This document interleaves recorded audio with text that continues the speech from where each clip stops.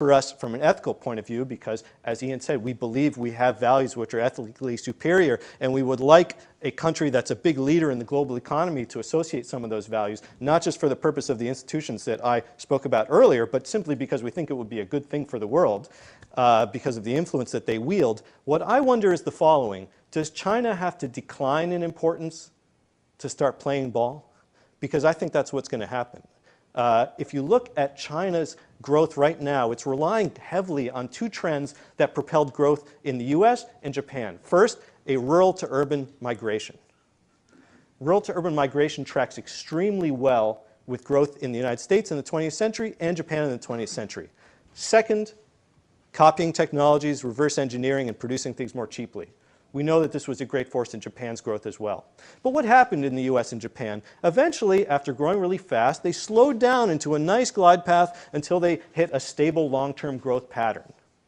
Now, we saw that in Japan, stable long-term growth is not as high as in the US. And we think that some of the reasons for that are that their basic institutions, their markets, their legal protections, how they treat investors, the ability to innovate and be entrepreneurial is not as good in Japan, or are not as good as they are in the United States.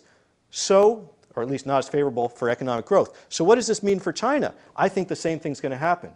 They're going to slow down as those two trends run out of steam, and they're going to settle into that steady long-term growth path, and their average growth rate is going to be lower than the average growth rate of the US at that point, just the way Japan's was. What does that mean? The US is going to start catching up again after China passes, because the US is going to be growing faster.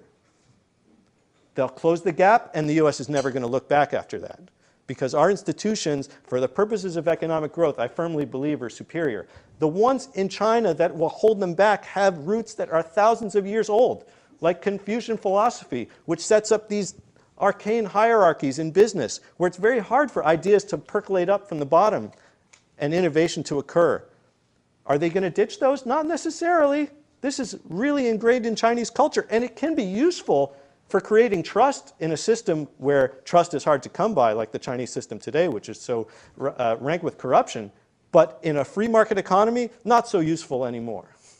All right, so I wonder, does that decline have to happen, which I think is going to happen probably 2 or 3 decades from now, in order for China to start playing more of a cooperative role? We'll see.